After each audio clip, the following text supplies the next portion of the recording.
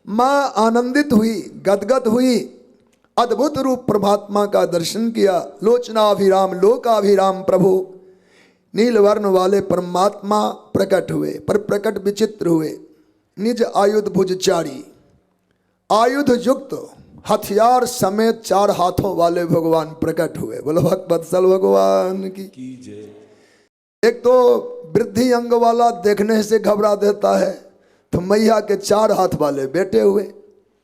हमारे बच्चे मुट्ठी बांध के आते, भगवान ने अपना अस्त्र शस्त्र लेकर के प्रकट हुए। तो निज आयुध भुजचारी, शंख चक्र गदा पद्म सब लेकर भगवान प्रकट हुए। भगवान को कोई कपड़े लत्ते पहनाया बाहर से जाए ऐसा नहीं।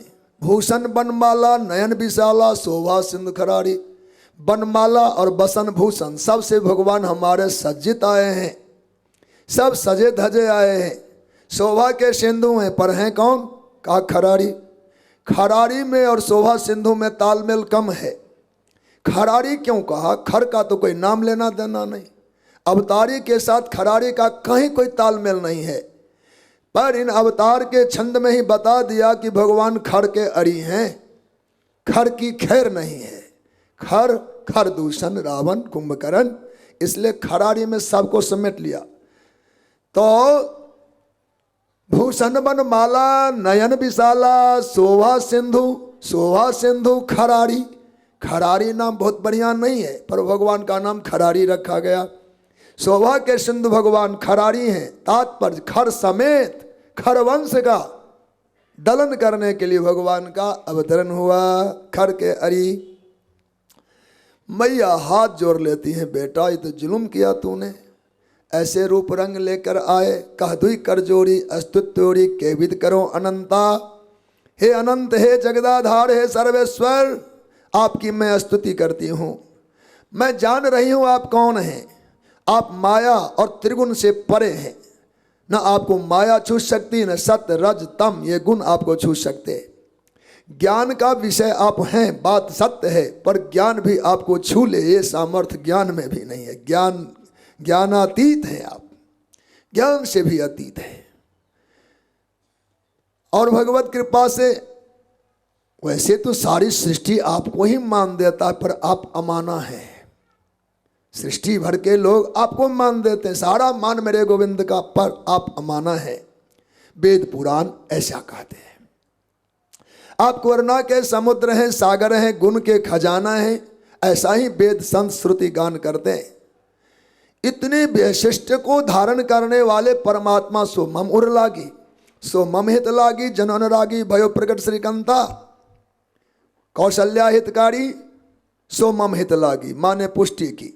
कौशल्या जी के हित में भगवान का अवतार हुआ। संतों ने कहा तो माँ ने कहा हाँ, सो मम हित लागी, मेरे हित में आपने अवतार लिया। भयो प्रकट श्रीकंता, श्रीकंता भगवान प्रकट हुए। लक्ष्मीकांत, लक्ष्मी नारायण भगवान प्रकट हुए।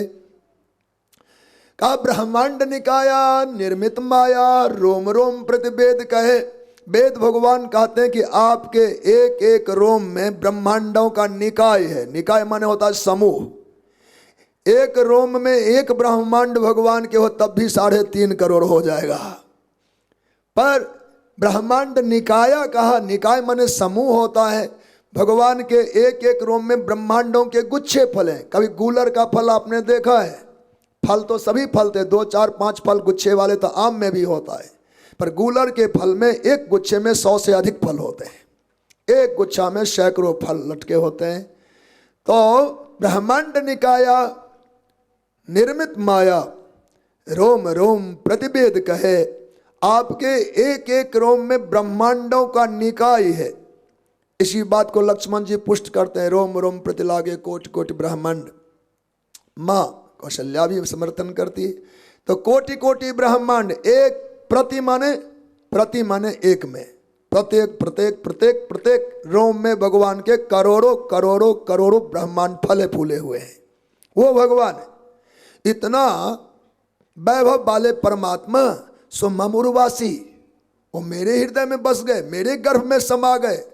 एक ब्रह्मांड की तो बात छोड़ो, करोड़ों करोड़ों ब्रह्मांड गुच्छों की भांति फैलाकर और मेरे गर्भ में समाहित हुए, समा गए। ये मुझे उपहास सा लगता है यह सब सुनकर समझकर जो मैं आपको जानती हूं, मेरी बुद्धि स्थिर नहीं हो रही है। तात्पर्य क्या हुआ कि मां भगवान को तत्वतः जान गई।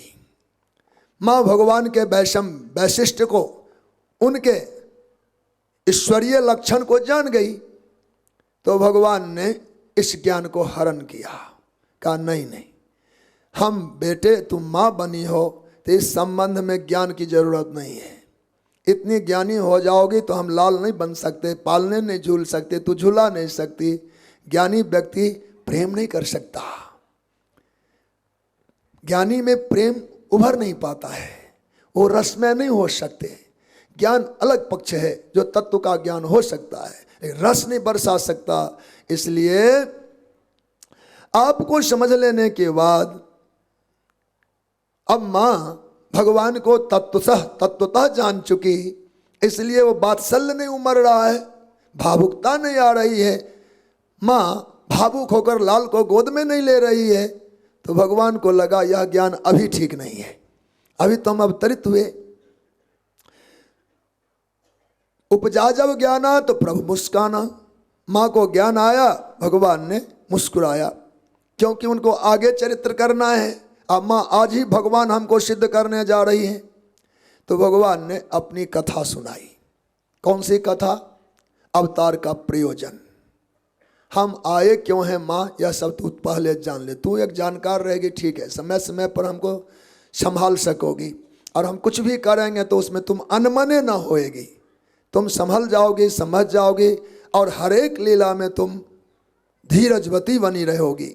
तो कई कथा सुहाई। पूर्व सारी कथाओं को, अवतार के कारणों को, नारद आदि शापों को, जितने प्रयोजन अवतार के कारण जुड़े हुए हैं, पृथ्वी के रुदन को, ब्रह्मा जी की स्तुति को, सारे पूर्व प्रकरणों को भगवान ने मैया जय कौशल्या जी को श्रवण कराया। कई कथा सुहाई। सारी कथाएं मेरे अवतार के प्रयोजन क्या पड़े माँ, उन सब कारणों को समझाया, मात बुझाई, और कहा इस समय तो वात्सल्य की लीला होनी चाहिए। यही प्रकार सुत प्रेम लहे, अब पुत्रवत प्रेम हमें प्राप्त हो। बस भगवान के मंद मंद मुस्कुराहट में माया उभर आती हैं। माँ के बुद्धि पर पर्दा डाल दिया, लौकिक बुद्धि आ गई। माता पुण्य बोली सो मत डोली। वह मति जो थी, जो भगवान को में ऐश्वर्य दर्शन हो रहा था, वह बुद्धि डोल गई। तो कहा माँ, भगवान से भगवती ने कहा बेटा, यदि वात्सल्य का सुख हम दोनों में प्राप्त करना है, माता पुत्र का सुख चाहिए, तो ऐसे में आपको भी तो बदलना होगा। 4 हाथ वाले बेटे से माँ कभी खुश नहीं होती, उसमें वात्सल्य नहीं उमड़ता। तो आप भी राजपुत्र बनो, मैं राजा की रानी हूँ, तो तुम राजकुमार बनो, छोटे से लाल बनो, तब तो बात जमे। अच्छा, तजो तात्या रूपा, इस रूप को आप त्याग दीजिए। चतुर्भुज रूप में आप कहें कि मैं बादशाह बनूं, नहीं बन पाऊंगी, मैं तो भगवान ही मानती रह जाऊंगी, इसलिए आपको भी बालक बनना पड़ेगा। तो भगवान उसी क्षण माँ की बात मान करके शिशु रूप को धारण किया। कीजय शिशलीला अप्रियशीला या सुखपुरम अनुपा, या अनुपम सुख होगा नाथ, आप छोटे से बालक बन जाइए। भगवान छोटे से लाल बन गए, पर लाल बन जाने से भी बात बनती नहीं। बच्चा जन्म ले और रोए ना तो चिंता का विषय बन जाता है। बच्चा का रुदन ही उस समय की खुशी होती है। तो राम जी कहने से बालक बने पर रोए नहीं। तो माँ ने कहा अभी बात कहाँ बनी, आप जब रोए तो पता चले कि आपका जन्म हुआ है। बच्चा रोए तो मजा आता है, ना रोए तो खतरा लगता है। तो आपके रोने से ही आनंद होगा राजमहल में। तो मैया ने कहा बेटा, आप रोएंगे तो राजमहल में आनंद होगा, यहाँ उत्सव होंगे। तो भगवान ने रोना आरंभ किया, लेकिन इसमें शब्द क्या लिखा, ठाना। सुन बचन सुजाना रोदन ठाना। चूंकि स्वभाव रोने का भगवान का है नहीं, अरोए तो किसके लिए, अरोए तो किस लिए, अब भगवान को क्या घाटा है, इसलिए रोना तो उनका स्वभाव नहीं है। तो सुनी बचन सुजाना, माँ की बात सुन के सुजान प्रभु ने रोदन ठाना। ठाना माने संकल्प के अब रोना है, माँ कही है तो रोएंगे। तो यार रुदन रुक नहीं रहा है, और कितना रोए, राजमहल सहित अवधवासी के घर घर में भगवान की आवाज पहुंच गई कि राजमहल में लाल जायो है। बोलो भक्त वत्सल भगवान की। सुनी बचन सुजाना रोदन ठाना, होई बालक सुर भोपा। सुनी बचन सुजाना रोदन ठाना, होई बालक सुर भोपा। यह चरित जगावहि हरि पद पावहि, तेन परहि भव कोपा। यह चरित जगावहि हरि पद पावहि, तेन परहि भव कोपा। यह चरित जगावहि हरि पद पावहि, तेन परहि भव कोपा। छंद का जो प्रसाद है, छंद का जो आशीर्वाद है, छंद में जो वरदान है, वो अंतिम पंक्ति है, यह चरित जो गावहि नित्य जो गावहि। क्या भार पड़ता है, 1 मिनट भी पूरे नहीं लगते। ये छंद हम सब रोज गाएं। मेरे ठाकुर नित्य अवतरित हों, नित्य अवतरित हों, नित्य। ये तो 9 दिन में 1 दिन आए, पर घर में यदि नित्य पाठ करेंगे नित्य अवतरण होगा, नित्य अवतरण होगा। तो क्यों नहीं इसको गा लिया जाए, नित्य ही भगवान को ये छंद सुनाया जाए। वह प्रकट कृपाला दीन दयाला कौशल्या हितकारी छोटे से छंद हैं, तो इसको नित्य अपनी दिनचर्या में जोड़ लें। आपकी भक्ति जिस पथ की है, जिस मार्ग की है, जिधर की है, जिनके लिए है, पर हमारे ठाकुर के लिए यह छंदगान हम सब करें। इस छंदगान का अंतिम पंक्ति ध्यान देने योग्य है, यह चरित जो गावही हरिपद पावही।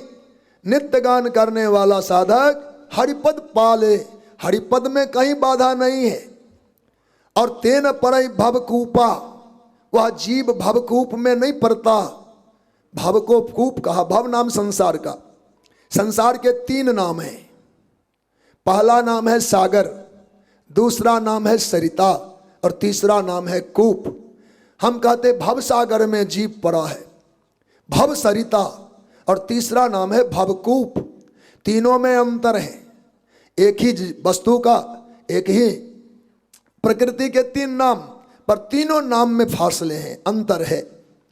भव सागर लगता तो विशाल है, पर सुखद है।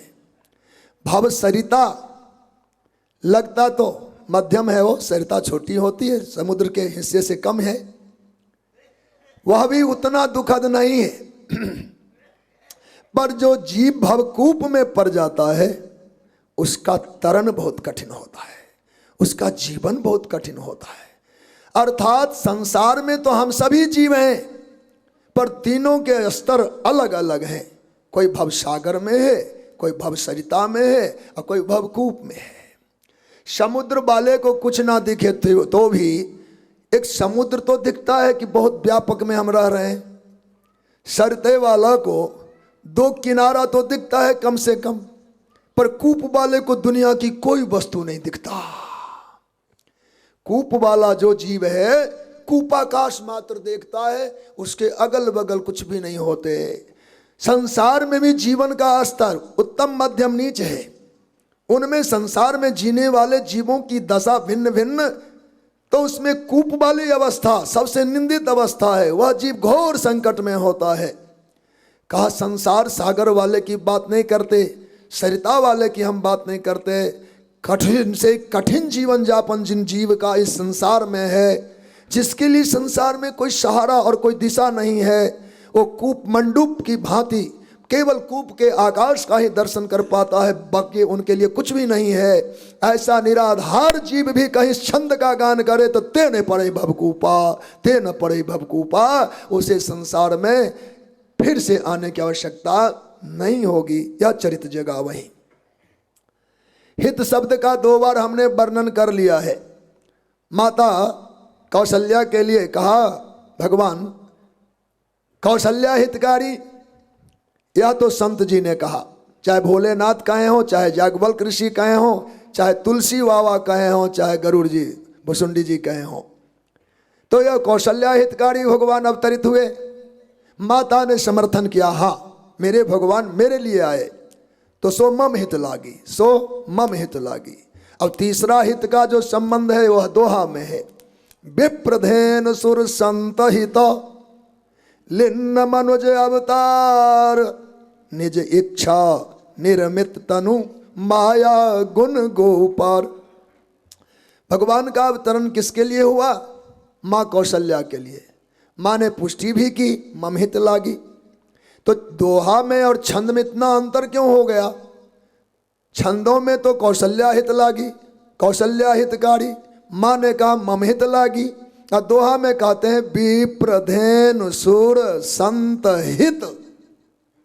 एक में एक का हित होता है, उद्देश्य तो एक का था, माँ कौशल्या के हित की बात थी, पर कौशल्या से कोसों दूर की बात हो गई। ब्राह्मण, गाय, संत और देवता, यहाँ कौशल्या कहाँ है? कौशल्या तो है नहीं। तो हित का प्रकरण बदलना योग्य नहीं हुआ। ऐसा हुआ क्यों? अब इसमें बहुत बुद्धि का प्रयोग करेंगे तो यह बात समझ में आएगी कि कौशल्या हित से हम हटकर बात कर रहे हैं अथवा कौशल्या जी के ही हित में बात कर रहे हैं।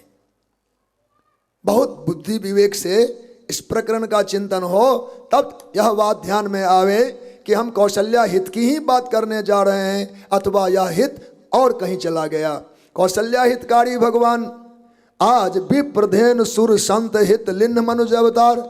जिन महात्मा ने छंद लिखा कौशल्या हितकारी कहा और उन्होंने विश्राम में आकर 4 के नाम सुना दिए। ऐसा क्यों? आप जानते हैं कौशल्या माँ का हित क्या है? पहले उनके हित से परिचित हो जाओ। कौशल्या हितकारी, कौशल्या हितकारी, तो माँ का हित क्या है? माँ का हित है ब्राह्मण, माँ के हित है धेनु, माँ का हित है देवता और माँ के हित है संत। कौशल्या जी का हित ही इसी में निहित है। माँ कौशल्या का हित ब्राह्मणों के हित में है, ब्राह्मणों के कल्याण में है, ब्राह्मणों की सेवा में है, ब्राह्मणों की पूजा में है। कौशल्या माँ का हित गायों की सेवा में है, गायों के लालन पालन में है, गायों के रक्षण वर्धन में है। कौशल्या माँ का हित देवताओं की उपासना में है, नित्य उनकी साधना में है, देवों की प्रतिष्ठा में है, देवों के मंडन, देवों के पोषण में है। और कौशल्या माँ का हित संतों की सेवा शुश्रूषा में है। कौशल्या हितकारी परमात्मा जो अवतरित हुए तो कौशल्या का हित क्या चाहिए? उनके हित हैं ही क्या? कहा ये चारों हित माँ कौशल्या के हैं। अर्थात कोई सामान्य माता नहीं है। पूर्व में आपको सुनाया था बंदों कौशल्या दिशि प्राची। जैसे पूर्व दिशा सूर्य को प्रकट करके अपने आप प्रकाश नहीं भोगते, वो प्रकाश बांट देते हैं 10 दिशाओं के लिए।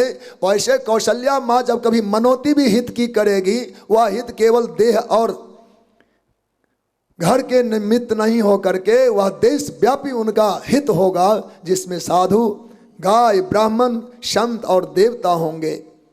इन चारों के हित में माँ से, माँ का क्या लेना देना? इन चारों का हित हो ना हो, हित तो हमारा होना चाहिए। हे हरि भक्तों, इन चारों का जब तक हित नहीं होगा तब तक हम लोग हित भोगी नहीं हो सकते, हम अपने हित का सुख नहीं ले सकते। सृष्टि में ये चारों स्तंभ कहे गए हैं, ये 4 खंभे हैं। 4 खंभों पर में टिका हुआ महल, 4 खंभों पर टिका हुआ मंडप जैसे व्यवस्थित और सुरक्षित होता है, ऐसे इन चारों खंभों पर में यह जगत विद्यमान है। इस संसार को सुरक्षित और व्यवस्थित रखने के लिए 4 पावे की आवश्यकता है, जिसमें एक पावा है ब्राह्मण, दूसरे हैं गाय, तीसरे हैं देवता, चौथे हैं संत। ये 4 खंभे दुरुस्त रहेंगे तो दुनिया का बाल बांका होने वाला नहीं है। इन 4 खंभों में कोई भी टूट गया तो आप विकलांग हो जाएंगे, व्यवस्था चरमरा जाएगी। और ये खंभे अगर टूटते टूटते चारों टूट गए तो मटिया मेट हो जाएगा।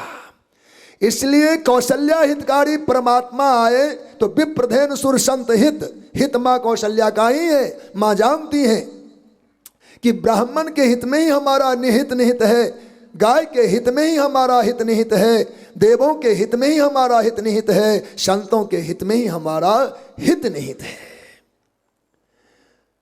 अब एक समस्या और आ सकती है, चूंकि कथा है तो इसमें हम ही प्रश्न क्यों ना उठा दें, आपको अवसर ना मिले, आपके मन की भावना को हम ही आदर कर दें। सज्जनों, विप्रधेनु सुर संत हित लिन्न मनुज अवतार, तो लोगों की आवाज उठेगी 4 के लिए भगवान आले तो 5वें कहाँ गए? बोलो भक्त वत्सल भगवान की। दुनिया में इतनी आबादी है, मनुष्य की, पशु की, कीट की, पतंग की, लता की, गुल्म की, अनेक जाति प्रजाति मनुष्य की, और भगवान चार के लिए आए तो पक्षपाती भाव हो गया? नहीं नहीं, यह प्रश्न का समाधान हमारे शास्त्रों ने दिया। विप्रधेन सुर संत हित, इन चार में सारी सृष्टि समाई हुई है। ब्राह्मण कौन है?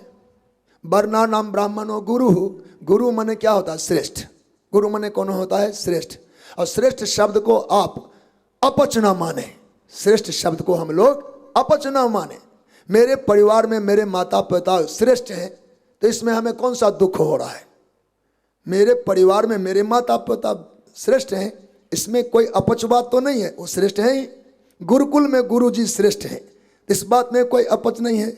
इस मठ में महंत जी व संत जी श्रेष्ठ हैं, इसमें कोई अपच बात नहीं है।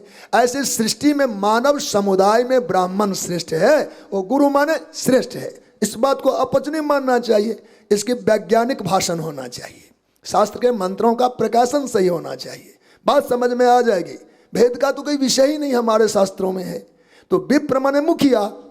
जैसे आपके घर में कार्ड आया है कि इस कथा में आई है, मान लो, तो ये कथा के कार्ड आपके बच्चों के नाम नहीं होंगे, बहू के नाम नहीं होंगे, पत्नी के नाम नहीं होंगे, घर के मुखिया के नाम कार्ड आया है। और कड़िया मुखिया यदि निमंत्रित हो गया तो हमारा पूरा परिवार निमंत्रित है, चाहे हम 20 लोग चल के कथा में चले आवे, चाहे घर के 2 ही लोग आवे। घर के मुखिया का नाम का कार्ड है और पूरे घर हमारे निमंत्रित हैं। ऐसे ब्राह्मण की रक्षा में संपूर्ण मानव जाति की रक्षा सुरक्षित है। सज्जनों, गाय कहने मात्र से संपूर्ण पशु प्रजाति उसमें सुरक्षित है। हमारे जो धर्मशास्त्रों के नामात्मक चिंतन है, आपने तिल का नाम सुना है? तिल तो हम लोग जानते ही हैं, यज्ञ में हवन में काम लेते। तिल को पेरने से तेल बनता है। तो तिलात तैलम, तिल से ही तेल बना। तिल से जो निकले रस, उसको हम तेल कह सकते हैं। लेकिन तेल की कितनी प्रजातियां अभी हैं? वो सरसों का तेल है, वो नारियल का तेल है, वो आंवले का तेल है, अमुक का तेल है, अमुक का तेल, कोई भी तेल नहीं है। तेल एक है जो तिल से निकला, तिलात तैलम। तिल से निकलने वाला रस ही तेल कहला सकता, और कोई अधिकार नहीं है। पर जितने रस पदार्थ हैं जिसको हम माथे में सुगंधित द्रव्य के रूप में लगाते हैं, तिल की व्यापकता इतनी है कि उसने सबको तेल का नाम दे दिया, तिलात तैलम। ठीक उसी प्रकार से ब्राह्मण की ब्राह्मणत्व की महिमा यह है कि संपूर्ण मानव प्रजाति को अपने में समा लिया। इसलिए ब्राह्मण और गाय में, जैसे मृग शब्द का हम प्रयोग करेंगे, मृग माने गाय भी, मृग माने मृगा भी, मृग माने हिंसक पशु बाघ भी गिना जाएगा। मृग माने केवल पशु का उसमें निदेश है, और मृग कहने मात्र से जितने पशुधन जगत के होंगे सबका नाम मृग हो जाएगा। ठीक गाय की रक्षा में संपूर्ण पशु प्रजाति की रक्षा सुरक्षा सुरक्षित है। हरिभक्तों, देव की व्यवस्था में हम व्यवस्थित हैं, देव की व्यवस्था में हम व्यवस्थित हैं, देवों की शक्ति से हम सुरक्षित हैं। इसलिए हमारी उपासना देवों का बलवर्धन करता है। एक पुष्प भी हम चढ़ाते हैं, हमारे देव बलशाली होते हैं, वो पुष्ट होते हैं। देवाराधना होती रहेगी तो दैत्य शक्ति, आसुरी शक्ति छीन होती रहेगी, वो प्रभावी नहीं हो पाएगा। इसलिए देवों का बलवर्धन के लिए नित्य देवोपासना। और चौथे संत कहा, संत का मान हो, संत की सेवा हो, संत का रक्षण हो। संत से तात्पर्य यहां निश्चित रूप से परोपकारियों का है। संत शब्द में परोपकार प्रधान होता है। भूर्ज तरुषम संत कृपाला, संत कोई उपाधि नहीं है, संत एक विचारधारा है। संत कोई बाना नहीं, कोई कपड़ा नहीं, संत एक विचारधारा है, और वह विचारधारा परहित में होता है। सिवाय पराय हित का उनका कोई अनुसंधान ही नहीं है, कोई चिंतन ही नहीं है, कोई उनका लक्ष्य ही नहीं है। भूर्ज तरुषम संत कृपाला, परहित सह नित विपत विशाला। संत की परिभाषा मानस के उत्तरकांड में वर्णित किया गया है। संत होते कैसे हैं? का भोजपत्र का पेड़ आपने देखा हो तो ठीक, नहीं सुना तो जरूर होगा। भोजपत्र नाम तो सुना है, हवन में लोग जलाते हैं, कोई लोग यंत्र मंत्र लिखने के लिए प्रयोग में लेते हैं, पंसारियों से लेके आते हैं। भोजपत्र से परिचित हम जरूर हैं, पर उसके पेड़ का हमने दर्शन ना किया हो। भोजपत्र के जो पेड़ होते हैं, उन मोटे तने पर परत, जैसे केले के थंब में केले का परत उतर जाता है, एक एक पत्ते उतार लेते हैं अपने, परत दर परत खुलता है केला, वैसे ही भोजपत्र के वृक्षों से छिलके उतरते हैं। जो पत्ते हमने उतारा वो इतना विशेष वृक्ष है, याज्ञिक वृक्ष है, तंत्र मंत्र पूजा आदि में उपयोगी वृक्ष है कि लोग उसके छिलके छिलके छिलके उतार लेते हैं। कोई हवन में जलाता है, कोई उसमें शास्त्र पुराण लिखता है, तो कोई इसमें यंत्र बना करके पूजा में रखता है। भोजपत्र की कोई शिकायत नहीं है, मेरे छिलके तुम्हारे काम आ रहे हैं, उतार ले उतार ले उतार ले। यही संत की एक विचारधारा है। मेरे जीवन का खून पानी पसीना वाणी विचार उपदेश जो भी काम आवे ले ले ले ले ले ले। भुर्ज तरु शम संत कृपाला, परहित साह नित्य विपद विशाला। औरों के हित में विशाल विशाल विपत्तियों को जो स्वीकार कर ले वही संत की परिभाषा है। तो ऐसे संतों को मान न दिया जाए, उनको समाधान न दिया जाए, उनका संबंधन पोषण रक्षण न किया जाए तो ये परोपकारी वृत्ति जीवित कैसे रहेगी? हमारे लिए आदर्श क्या होगा? इन आदर्शों की सुरक्षा में हम संत की सुरक्षा करें। विप्रधेन सुर संत हित लिन्न मनुज अवतार। इसलिए बीज को बचाने के लिए ये चारों बीज हैं, चारों बीज को सुरक्षित रखने के लिए, ताकि फसल लहलहाता रहे, मानवीय सृष्टि व्यवस्थित रहे, प्रकृति में कोई बाल बाका ना हो। इसलिए इन संस्कारों का हमें आग्रहपूर्वक पालन करना चाहिए। ये बातें अवतार प्रकरण में आए, गंभीर विषय है ये सब। वात्सल्य का विषय इतना सहज नहीं है जितना कि हम कह सकें। बहुत गंभीरता इसमें भगवान ने दिया है। ये चारों की सुरक्षा आपको देनी ही चाहिए, देनी ही चाहिए, देनी ही चाहिए। जब तक संसार के जीव इन चारों में अपनी मनोभाव जोड़ रखेंगे, जब तक इनकी सेवा रक्षा का सद्भाव हृदय में रखेंगे, तब तक भगवान को आने की कोई आवश्यकता नहीं है। युगों में अवतार का प्रयोजन ही तब होता है जब ब्राह्मण सीधते हैं, जब गायें आरक्षित हो जाती हैं, जब देवता अपूजित हो जाते हैं और संतों का अनादर हो जाता है। इन चारों के समुचित सम्मान जब देश में समाज में नहीं होने लगता, भगवान की व्यवस्था है, उन्हें अवतार लेना होता है। वो अवतार लेते हैं और आकर कुछ भी नहीं करते, पुनः पुनः इन्हीं व्यवस्था को धर्म संस्थापनार्थाया संभवामी जुगे जुगे। जो धर्म की व्यवस्था अभी अभी भग्न हुआ है उसको पुनः स्थापित करना, नया कोई काम नहीं करते। जो बिगड़ चुका उसको बनाकर चले जाते। बना है तो ठीक ही है, बिगड़ चुका तो बना के फिर चले जाते हैं। भगवान और कोई काम नया नहीं करते। तो इन चारों की व्यवस्था को यदि हम बनाए रखेंगे, हे हरिभक्तों, भगवान को आने की आवश्यकता नहीं। वो देखते हैं कि हमारा काम ठीक चल रहा है। बड़े बड़े उद्योगपति बड़े शहरों में भवन बना के रहते हैं और रिक्कों में उनकी फैक्ट्रियां चलती है। महीने में एक बार सर्वे करने जाते हैं, ठीक चल रहा है ना, ठीक चल रहा है। और फिर अपने जहाँ की मौज में है वहाँ है। लेकिन ये तब तक जब तक कि वहाँ की कर्मचारी ईमानदारी से काम संभाल रहा हो। अगर एक दिन कहीं से नोटिस हुआ कि काम में गड़बड़ी है, आपके माल ठीक नहीं जाते, ट्रक का ट्रक माल दूसरी दिशा में जाता है, जिसके पेमेंट सही समय पर आपके खाते में नहीं आता, अब मालिक को यह ज्ञान हो जाए तो बेचारा रोज स्कूटर ले मोटर ले अपनी कंपनी संभालने जाता है कि नहीं जाता है? जाना नहीं था, पर चूंकि विश्वास पात्र कोई नहीं रहा तो मालिक स्वयं चल के आ जाता है। फैक्ट्री हमको संभालना पड़ेगा, चूंकि यहाँ बगलिंग हो गया, यहाँ अगल बगल काम होने लगे। तो जब ऐसा होता तो मालिक आते हैं।